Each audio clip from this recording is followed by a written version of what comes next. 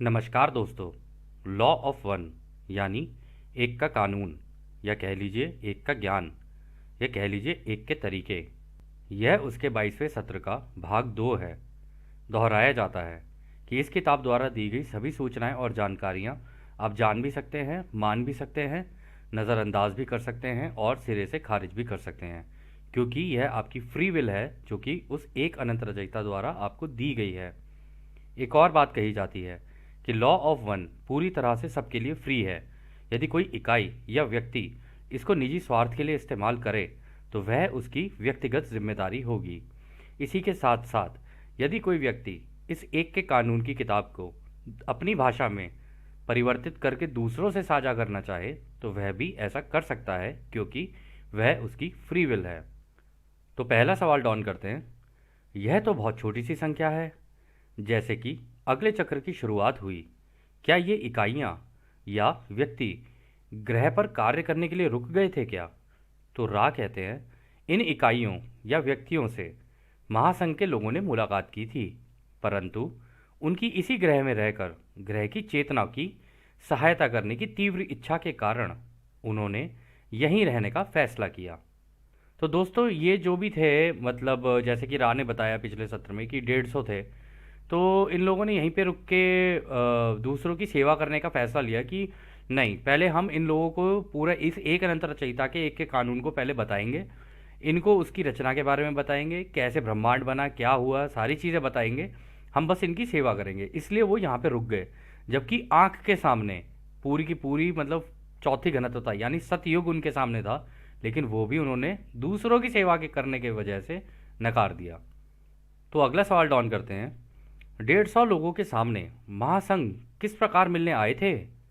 तो रा कहते हैं, एक रोशनी प्रकट हुई थी जिस पर रोशनी के कवच थे। उन्होंने सारी रचना की एकता और अनंतता के बारे में बताया और उन चीज़ों के बारे में भी बताया जो उनकी प्रतीक्षा कर रही हैं, जो कटाई के लिए तैयार थे, यानी कि अगली घनत्वता के बारे में उन्हें बताया गया था। उन्होंने सुनहरे शब्दों में प्रेम की सुंदरता का वर्णन किया था। फिर उन्होंने टेलीपैथी द्वारा तीसरी घनत्वता के ग्रहों की दुर्दशा के बारे में भी दिखाया। इसके बाद वे चले गए, यानी कि उन्होंने सभी इकाइयों को आगे की घनत्वता की सुंदरता और प्रेम के साथ साथ उनके घनत्वता की दुर्दशा दिखाकर चुनाव करने के लिए कहा, लेकिन उनके निर्णय को सुनकर स्वतंत्र इच्छा का सम्मान करते हुए वह वहां से चले गए। तो दोस्तों, ये जो रोशनी प्रकट हुई, ये जो हैं, ये लाइट बींग्स होते हैं और इनकी जो चेस्ट होती है ना, जो छाती होती है, उसके ऊपर कवच होता है क्रिएटर का। मतलब ये जो रोशनी का कवच होता है ना, आप इसके ऊपर कुछ भी मार दोगे ना, कोई फर्क नहीं पड़ना, क्योंकि जो भी चीज़ उससे टकराएगी ना, वो टकराने से पहले ही हवा में गायब हो जाएगी। हम लोगों ने देखा भी है, मतलब रामायण में भी देखा है और जगहों पर भी देखा है। तो आप लोगों को याद होगा कि एक कवच पहनते थे, है ना? तो ये जो रोशनी का कवच है ना, ये लगभग उसी की तरीके की बात हो रही है यहाँ पर। और ये बहुत बड़ी बात है कि मतलब आपके सामने आपको सुंदरता दिखाई जा रही है कि भाई चौथी घनत्वता या फोर्थ डेंसिटी ऐसी होगी, आप चाहो तो चल सकते हो, क्योंकि आपकी ग्रेड बन चुकी है। लेकिन उसके बावजूद दूसरी वाली साइड भी दिखाई गई कि भाई देखो, थर्ड डेंसिटी के जो प्लैनेट होते हैं ना, उन पे ये दुर्दशा हो जाती है, क्योंकि पूरे के पूरे लोग एक दिशा में नहीं सोच रहे होते, सब भटक जाते हैं, इधर उधर हो जाते हैं, या कह लो ये ओरायन समूह सबको भटका देता है।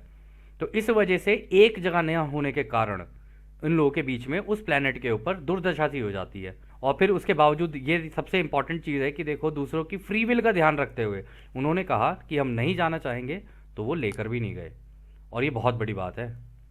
तो अगला सवाल डॉन करते हैं। क्या इन सारे इकाइयों ने यहाँ रुककर अगले 25,000 साल के चक्र में मदद करने का फैसला किया है? तो रा कहते हैं, हाँ, यह सही है। एक समूह के रूप में वह रुक गए थे। उनके संस्कृति के कुछ लोग थे जो सतही तौर से उनसे जुड़े थे, वे भी नहीं रुके। हालांकि वे कटाई के योग्य थे, परंतु उनकी कटाई नहीं हो सकी, इसलिए उन्होंने काफ़ी उच्च स्तर से शुरुआत की, यानी कि तीसरी घनत्वता के उप अष्टक यानी सब ऑक्टेव से इस घनत्वता को दोहराया। उनमें से कई लोग प्रेमपूर्ण स्वभाव के थे, परंतु वे घुमक्कड़ यानी वॉन्डरर नहीं थे। वे दूसरे चक्र के विशेष मूल ओरिजिन के थे। तो यानी दोस्तों, पता है यहाँ पे क्या कहा जा रहा है? यहाँ पे कहा जा रहा है कि उन्हीं की संस्कृति के लोग, यानी कि उन्हीं के गुट के लोग, वो भी क्या कहते हैं नहीं गए, वो भी रुक गए यहाँ पे कि नहीं, हम तो थे वो कटाई के योग्य यानी हार्वेस्ट के लायक थे, लेकिन गए नहीं वो भी। तो उन लोगों ने जैसे ये कह रहे हैं ना कि तीसरी घनत्वता के उप अष्टक यानी सब हायर ऑक्टेव पे उन लोगों ने यहाँ पे दोबारा जन्म लिया, क्योंकि नॉर्मल जिंदगी में फिर वो मर गए होंगे, लेकिन सेकंड डेंसिटी में उन्होंने धीरे धीरे धीरे धीरे दोबारा आना शुरू किया। और जो मतलब जो बूढ़े थे वो पहले निकल गए, उन्होंने अपने नीचे वालों को नॉलेज इम्पार्ट की, और फिर वो नीचे वाले जो थे फिर उन्होंने आगे दी नॉलेज। इस तरीके से चलता रहा ये, लेकिन उन्होंने छोड़ा नहीं, वो लोग वापस दोबारा आकर ये ज्ञान देते रहे। और ये जो हायर ऑक्टेव होता है ना, इसमें वो लोग होते हैं जो बहुत ही हाई एंड के मेडिटेटर्स होते हैं, मतलब। और इनका ऐसा कुछ नहीं होता है कि इन्हें बहुत बड़ा ग्रुप चाहिए, पैसा चाहिए, ये चाहिए ना, ये सब कुछ नहीं चाहिए। ये बहुत हाई एंड के मेडिटेटर होते हैं, एक कोने में रहकर आराम से दूसरों को उस एक अनंत रचयिता के बारे में उसका ज्ञान दे रहे होते हैं। तो अगला सवाल डॉन करते हैं, क्या वे इकाइयां अब भी हमारे साथ इस चक्र में हैं, यानी इस युग में हैं? तो रा कहते हैं, यह इकाइयां तीसरी घनत्वता के मेजर चक्र को दोहरा रही हैं, हालांकि उनमें से कुछ इस घनत्वता को छोड़ चुके हैं। इन इकाइयों ने अपने भाइयों और बहनों के साथ शामिल होना चुना है। तो यानी दोस्तों यहाँ पे पता है क्या कह रहे हैं, ये जो आखिरी हमारा जिसको हम लोग कलयुग कहते हैं, इसमें भी वो रुके, लेकिन कुछ समय बाद जब उन्होंने अपने शरीर त्याग दिए या मृत्यु हो गई, जो भी आप उसे बोलो, फिर उनके बाद वो चले गए और जाके अपनी जिस जिस डेंसिटी से वो उनको जाना था ना, यानी फोर्थ, कोई फोर्थ में जाएगा, कोई फिफ्थ में जाएगा, कोई सिक्स्थ में जाएगा, तो उन अपनी अपनी घनत्वताओं में अपने भाई बहनों के साथ जाके वो दोबारा शामिल हो गए। तो अगला सवाल डॉन करते हैं, क्या इनमें से किसी भी इकाइयों के नाम हम अपने इतिहास में सुन चुके हैं, जिन्होंने जन्म लिया हो और हम अपने इतिहास में इन्हें जानते हों? तो रा कहते हैं, इनमें से एक इकाई है जिसका नाम सेंट ऑगस्टीन है, जो इस प्रकृति के हैं। एक इकाई जिन्हें आप सेंट टेरेसा यानी मदर टेरेसा के नाम से भी जानते हैं, वह भी इसी प्रकृति की हैं। एक इकाई को आप सेंट फ्रांसिस ऑफ एसिसी के नाम से जानते हैं, वह भी इसी प्रकृति के हैं।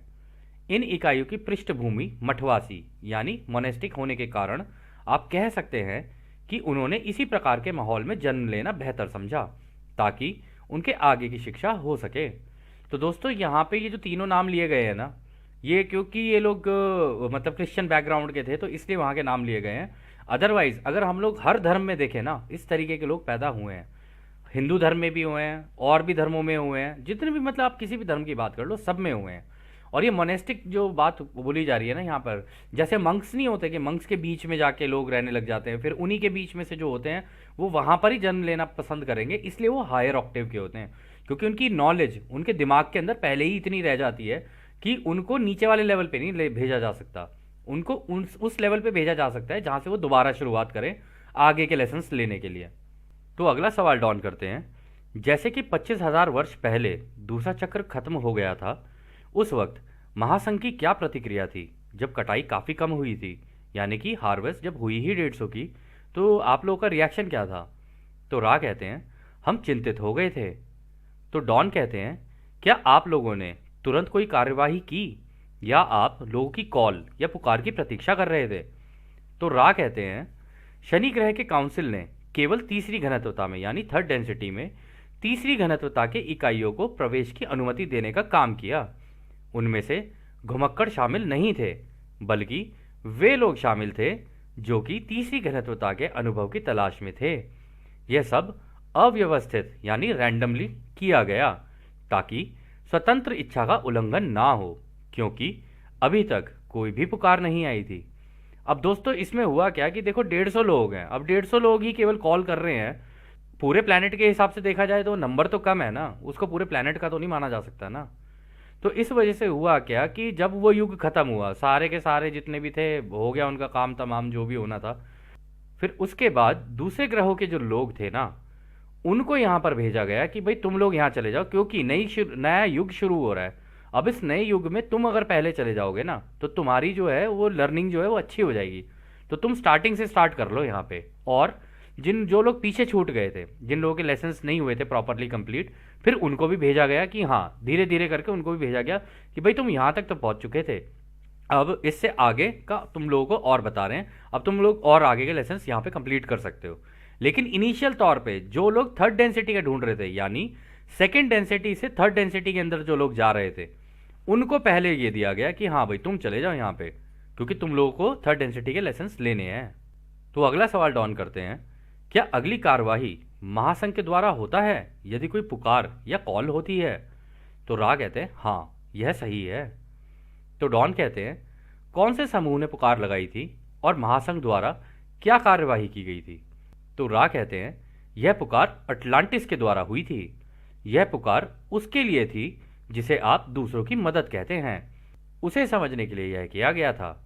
यह कार्य ठीक वैसे ही हुआ जिस प्रकार आपने अभी हमसे संपर्क किया है, यानी कि चैनलिंग द्वारा हमारा संपर्क हुआ था। तो आगे डॉन कहते हैं क्या यह पुकार अटलांटिस के तकनीकी रूप से उन्नत होने के पहले की गई थी, यानी जो वो टेक्नोलॉजी में इतने एडवांस हो गए थे, क्या उससे पहले हुई थी? तो रा कहते हैं यह बुनियादी तौर पर तो सही है। तो डॉन आगे कहते हैं क्या यह पुकार के कारण अटलांटिस की तकनीकी उन्नति हुई थी?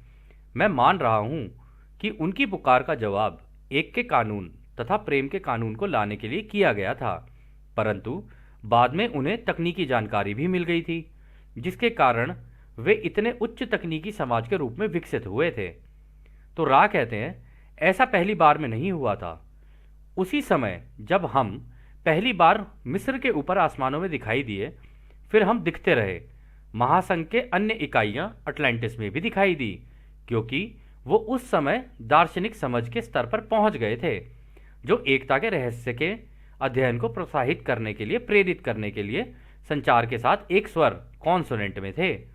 हालांकि उपचार और अन्य समझ के लिए भी निवेदन, रिक्वेस्ट किए जा रहे थे, इसलिए क्रिस्टल की जानकारियां उन्हें दी गई थी और पिरामिड के निर्माण के साथ साथ मंदिरों का भी निर्माण किया गया था जिसका संबंध प्रशिक्षण यानी ट्रेनिंग से था। तो दोस्तों यहाँ पे देखो दो चीज़ें हुई हैं। सेम टाइम पे इजिप्ट के आसमान में भी चल रही थी चीज़ें, ठीक है, क्राफ्ट सारे थे, लोग देख रहे थे कि भाई क्या है रहस्यमय, क्योंकि आपको याद होगा रा ने कहा था, क्रिएटर का ये कहना है कि भाई ये बच्चे हैं, अभी इनको एकदम से ऐसे छेड़ोगे ना, डायरेक्टली इनके बीच में पहुंचोगे, तुम्हें ऐसे समझने लगेंगे कि जैसे कि हाँ तुम्हारे पास बड़ी मतलब रहस्यमय जादुई शक्तियां हैं और ये वो, जो कि इनके अंदर खुद भी ऑलरेडी मौजूद है, बट ये लोग एक्सप्लोर नहीं कर रहे हैं उसको। तो इस वजह से तुम्हें काम करना, बस आसमान में जाना, रहस्यमय तरीके से इनको दिखना, ताकि इनकी क्वेश्चन करने की एबिलिटी बढ़े। तो उस वजह से हुआ क्या, सेम टाइम पे इजिप्ट में भी चल रहा था और सेम टाइम पे अटलांटिस में भी हुआ, क्योंकि जब इस तरीके की चीज़ें होती हैं तो लोग क्वेश्चन करना शुरू करते हैं। और किसी भी चीज़ को जानने के लिए जब तक कोई इंसान क्वेश्चन नहीं करेगा तब तक वो कैसे जान पाएगा कि हाँ भाई हम ही नहीं है केवल इस पूरे ब्रह्मांड में, और भी हैं, हमारे बड़े भाई बहन भी हैं जो कि हम लोगों के साथ मिलकर काम करना चाहते हैं, जो चाहते हैं कि हम भी आगे निकल कर कटाई करवा के, अपनी हार्वेस्ट करवा के उनके साथ जाएं और उनके साथ जाके और बड़े बड़े लेसन्स लें। और इसी केस में उन्होंने कहा कि उसी टाइम पर उपचार के लिए, यानी ये जो तबीयत वगैरह ठीक करने के लिए, आत्मा, दिमाग और शरीर की, इसको ठीक करने के लिए क्रिस्टल की जानकारियां भी दी जा रही थी, और साथ साथ मंदिरों का भी निर्माण किया जहां पर ट्रेनिंग होती थी कि हाँ भाई जो हम लोगों ने उन पिरामिड्स के अंदर जो सीखा, अब हम बाहर भी लोगों को ट्रेनिंग दे कि भाई इस तरीके से मेडिटेशन होती है, इस तरीके से चीज़ें होती हैं, और ऐसे ही ये सारी चीज़ें काम करती हैं। तो खैर अगला सवाल डाउन करते हैं, क्या यह प्रशिक्षण कुछ उसी तरह के शुरुआत इनिशिएटरी का प्रशिक्षण था जैसा कि मिस्र के लोगों के साथ हुआ करता था? तो रा कहते हैं यह प्रशिक्षण इस मायने में अलग था कि उनका समाज अधिक प्रगतिशील था तथा उनके सोचने के तरीकों में कम विरोधाभास तथा बर्बरता थी। इसलिए मंदिर सीखने के मंदिर थे, बजाय कि हीलर्स को पूरी तरह अलग करके आसन में बिठा दिया जाए, यानी कि हीलर्स को ही सर्वे सर्वा बना दिया जाए।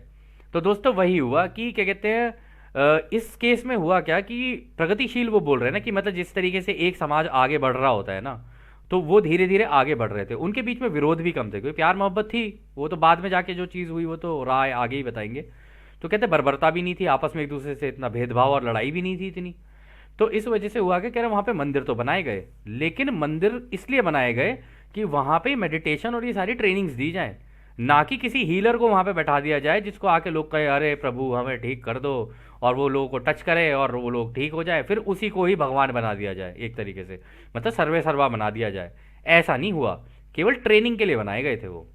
तो आगे डॉन कहते हैं क्या इन मंदिरों में पुजारी थे जो इनमें प्रशिक्षित थे? तो रा कहते हैं आप उन्हें ब्रह्मचार्य आज्ञाकारिता या दरिद्रता के अर्थ में पुजारी नहीं कहेंगे। वह सीखने के लिए समर्पित लोगों के अर्थ में पुजारी थे।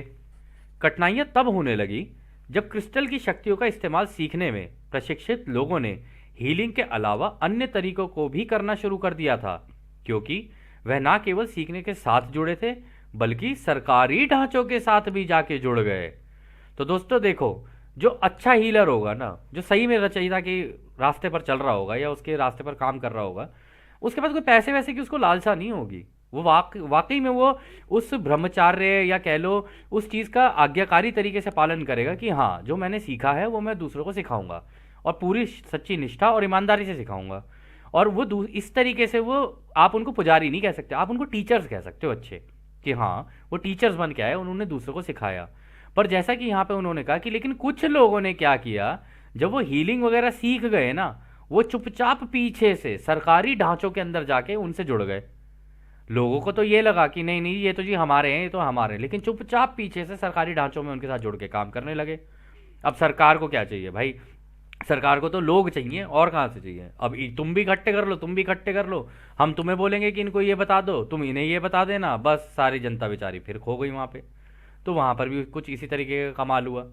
लेकिन इसको अगर देखा जाए ना, इसमें सबसे अच्छी बात यह है कि जो सीरियसली एक अच्छा टीचर होगा ना, वो बड़ी सच्ची निष्ठा और ईमानदारी से अपना काम करेगा और वहाँ से चला जाएगा। उसे कोई ना किसी के अटेंशन की ज़रूरत है, ना किसी के पैसे की ज़रूरत है। आप देख लेना, हमारे इतिहास में कितने लोग आए, साईं बाबा आए और भी बहुत लोग आए, नानक जी आए, और भी मतलब उधर जीसस, और भी हमारे धर्म में हर हर धर्म में आए यार।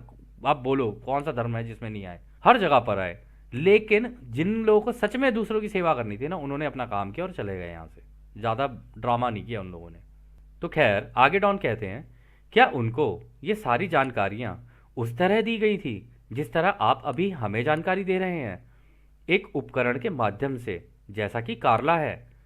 तो रा कहते हैं, समय समय पर मुलाकातें होती रहीं, लेकिन आपके स्थान समय निरंतरता में इन ऐतिहासिक घटनाओं का कोई महत्व नहीं है। तो दोस्तों ऐसा नहीं है कि कन्फेडरेशन कोई ऐसे मतलब केवल चैनलिंग कर रही हो। इसका मतलब उस जमाने में भी कन्फेडरेशन आती थी, उतरती थी इस प्लेनेट के ऊपर, और मिलती भी थी और बताते भी थे कि हाँ भाई ऐसे कर लो अगर तुम्हें करना है तो। जब मदद मांगी जाएगी दूसरों की सेवा को ध्यान में रखते हुए, तो उनको मदद दी जाती थी। और ये बहुत अच्छी बात है। और दोस्तों ऐसा नहीं है कि उसी ज़माने में होता था ये आज भी होता है। अब हमारी हंसी से और मुस्कुराहट से आप समझ जाना है कि हम क्या कह रहे हैं। तो खैर, अगला सवाल डॉन करते हैं, इन मुलाकातों के लिए एक एकीकृत यानी यूनिफाइड समाज होना आवश्यक था। मुलाकात के लिए कौन कौन सी शर्तें आवश्यक थी? तो रा कहते हैं, 2 शर्तें थी। जितने भी लोग एक समूह में पुकार लगा रहे हैं, उनकी संख्या का वर्ग स्क्वायर उन लोगों से अधिक होना चाहिए जिनमें ढूंढने की, सीखने की इच्छा ना हो। दूसरी शर्त यह है कि महासंघ के सदस्यों का सापेक्ष रिलेटिव भोलापन, जिन्होंने महसूस किया कि सूचना का सीधा स्थानांतरण आवश्यक रूप से अटलांटिस के लिए उतना ही सहायक होगा जितना कि महासंघ की इकाइयों के लिए था।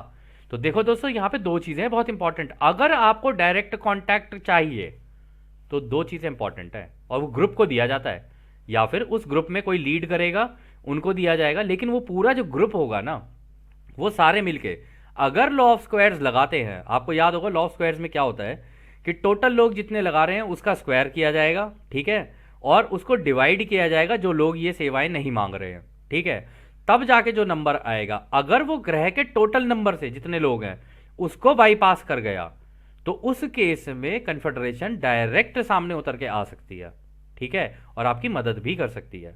ये हो गया पहला रीजन, मतलब पहली शर्त।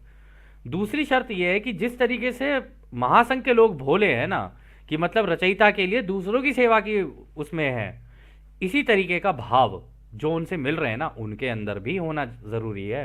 अगर वो भाव नहीं है तो कन्फेडरेशन उनके सामने नहीं आएगी।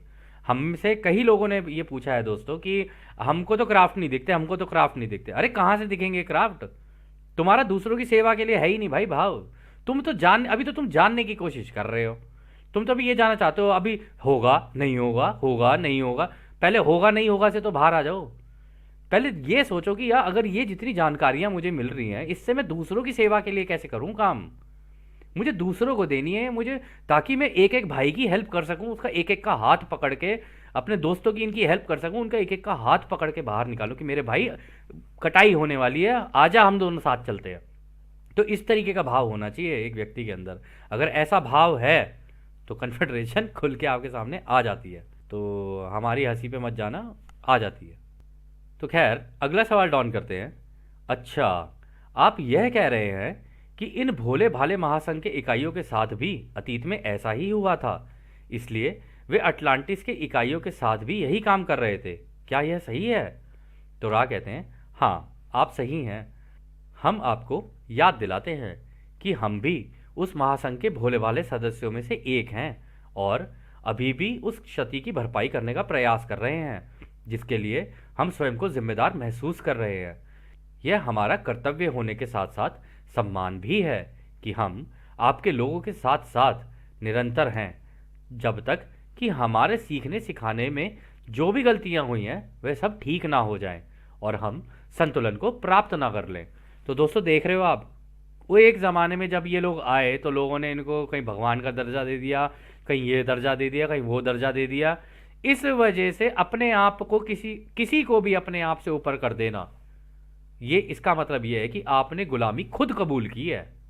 और क्योंकि ये दूसरों को गुलाम नहीं बनाना चाहते थे तो इन्होंने कहा कि भाई हम तो वापस ही जा रहे हैं, तुम ही देख लो तुम लोगों को जैसा करना है। और इस वजह से, क्योंकि भाई तुम्हारे सामने ऐसा कोई आ जाएगा तो जादू ही सा लगेगा तुम्हें, तुम उसकी पूजा करने लग जाओगे। और इस वजह से उन लोगों ने क्या कहा कि भाई ये संतुलन बनाने के लिए ना अब हमें बाहर से ही काम करना पड़ेगा। अंदर जाएंगे तो फिर ये हम लोगों को फिर से भगवान बना देंगे, हमारे मतलब दीवार पे फोटो टांग देंगे और उसके ऊपर हमारे पे माला चढ़ा देंगे। भैया हमें नहीं चाहिए कुछ भी, हम तो अपने अनंत रचयिता की बात करने के लिए आए हैं, उसका मैसेज देने आए हैं हम तो। हम नहीं है कोई भगवान भगवान, हम तो सारे भाई हैं, जितने भी ब्रह्मांड में जितने भी सारी शक्तियां हम लोगों ने प्राप्त की हैं, लेकिन सारी शक्तियां देने वाला वो एक अनंत रचयिता है, हमने उससे प्राप्त की हैं। तो खैर आगे डॉन कहते हैं, अच्छा अटलांटिस की अब तक की तस्वीर जो कि मैंने समझी है उसे बताऊंगा, आप मुझे बता सकते हैं कि मैं सही हूं या नहीं। हमारे पास एक ऐसी स्थिति है जहां अटलांटिस के इकाइयों ने बड़ी संख्या में एक के कानून की दिशा में जाना शुरू कर दिया था और महासंघ द्वारा उनके पुकार को सुने जाने के लिए एक के कानून को जीना शुरू कर दिया था। यह पुकार सुनी गई क्योंकि वर्ग के कानून यानी लॉ ऑफ स्क्वायर्स का इस्तेमाल करके उनकी संख्या उन लोगों से अधिक हो गई थी जो कि पुकार नहीं कर रहे थे। सिर्फ महासंघ ने चैनलिंग के द्वारा संपर्क किया, जैसा कि आप हम इस संपर्क में इस्तेमाल कर रहे हैं, और उन्होंने सीधा संपर्क भी किया, लेकिन यह एक गलती साबित हुई है। अटलांटिस के कुछ इकाइयों ने इसका दुरुपयोग किया, क्या यह सही है? तो रा कहते हैं यह एक अपवाद एक्सेप्शन के साथ सही है। सिर्फ एक ही कानून है और वह है एक का कानून। अन्य तथाकथित कानून तो सिर्फ इस कानून की विकृतियां हैं। उनमें से कुछ मौलिक प्राइमल हैं और प्रगति को समझने के लिए सबसे महत्वपूर्ण हैं। हालांकि यह अच्छा है कि प्रत्येक तथाकथित कानून, जिसे हम रास्ता या तरीका भी कहते हैं, उसको कानून के बजाय विकृति के रूप में समझा जाना चाहिए। एक के कानून में कोई बहुलता यानी मल्टीप्लिसिटी नहीं है। तो दोस्तों पता है आप लोग इस पार्ट में क्या कह रहे हैं? वो कह रहे हैं देखो यार, लॉ तो एक ही है, ठीक है ना, और उन्होंने कहा भी कि भाई लॉ ऑफ स्क्वायर्स का इस्तेमाल किया, वो नंबर ज्यादा होने की वजह से कन्फेडरेशन आ गई मिलने के लिए। तो अगर ये नंबर ज्यादा हो जाता है ना तो कन्फेडरेशन आ जाती है मिलने के लिए। ये बात तो हो गई यहाँ पे क्लियर, ठीक है। अब दूसरी चीज, जब उन्होंने कहा कि भाई कुछ लोगों ने इसका दुरुपयोग किया, तो रा ने कहा नहीं नहीं, ये एक एक्सेप्शन के साथ हुआ है, कानून तो एक ही था, लॉ ऑफ वन ही थी, लेकिन इस लॉ ऑफ वन का विभाजन कर करके अलग अलग तरीकों से लोगों ने लेना शुरू कर दिया। अब जब अलग अलग तरीकों से कोई इसके अंदर कुछ अपना ऐड कर दे, कोई इसके अंदर कुछ अपना ऐड कर दे, और इस चक्कर में हुआ गया, इसकी बन गई पूरी खिचड़ी। जबकि ये बड़ा स्ट्रेट कानून है अगर इसको समझा जाए तो। आगे के कुछ सेशंस के अंदर हम लोग इन कानूनों को बिल्कुल बड़े सेट स्टैंडर्ड की तरह समझेंगे कि हाँ पहला कौन सा है, दूसरा कौन सा है, तीसरा कौन सा है, और आपको एक्सप्लेन भी करेंगे कि हाँ ये कानून जो है ना इस तरीके से चलते हैं। फिर जब आप इनको अपनी लाइफ में और आसपास दुनिया में लगा के देखोगे ना, तब आपको पता चलेगा कि कहाँ कहाँ विभाजन है और कहाँ कहाँ एकता है, आपको समझ में आ जाएंगी सारी चीज़ें। और यहाँ पर उन्होंने एक चीज़ कही कि इसके अंदर कोई मल्टीप्लिसिटी नहीं है, ये तो कानून तो एक ही है, इसको आप मल्टीप्लाई नहीं कर सकते। इसका इस्तेमाल करके आप अपनी अपनी चीज़ें तो बना सकते हो, लेकिन कानून एंड तक भी एक ही रहेगा, यानी एक का कानून। या कह लो एक के तरीके, ये एक ही रहेंगे। तो खैर, आखिरी सवाल डॉन इस सत्र का करते हैं। क्या आप मुझे अटलांटिस की आबादी का औसत जीवन काल यानी एवरेज लाइफ स्पैन बता सकते हैं? तो रा कहते हैं, औसत जीवन काल जैसा कि हम कहते हैं कि भ्रामक है। अटलांटिस की संस्कृति अनुभव के पहले भाग का जीवन काल लगभग 70 से 140 वर्ष का था, परंतु ताकत की इच्छा बढ़ने के कारण सभ्यता के बाद के चरणों में जीवन काल तेजी से घट गया और इसलिए उपचार और फिर से जवान होने यानी रिजुविनेटिंग की जानकारी का अनुरोध किया गया। तो दोस्तों, हुआ ये कि 70 से 140 साल की उम्र हुआ करती थी उस टाइम पर भी, लेकिन क्योंकि पावर की भूख कि भाई हम सत्ता में बैठेंगे और हम सत्ता में बैठेंगे, बाकी सारे गधों की तरह उनके नीचे काम करने में लगे हुए हैं कि हाँ जी हमारा भाई, हाँ जी हमारा भाई, एक बैठा है ऊपर टॉप पे, उन्हीं को ही गुलाम बनाया जा रहा है वो। तो ये काम उस टाइम पर भी हो गया। तो उस टाइम पर भी लोगों को रिजुविनेटिंग यानी लंबी उम्र के लिए भी उन लोगों ने अनुरोध किया कि हमें थोड़ा लंबा टाइम चाहिए ताकि हम लोग इस एक के कानून को समझ के दूसरों की सेवा ज़्यादा कर पाएं। तो लोगों ने ये तक मांगना शुरू कर दिया, लेकिन ये वो ही लोग थे जो इस एक के कानून को समझ पाए और इसका पालन कर पाए और दूसरों की सेवा कर पाए। तो खैर दोस्तों, यह सत्र अब हम लोग यहीं समाप्त करते हैं और जैसा कि राह हमेशा कहते हैं, अब हम आपको उस एक अनंत रचयिता के प्रेम, उसकी रोशनी, उसकी शक्ति और उसकी शांति में छोड़कर चलते हैं। आदने हमारे भाइयों, आदने वासु। धन्यवाद।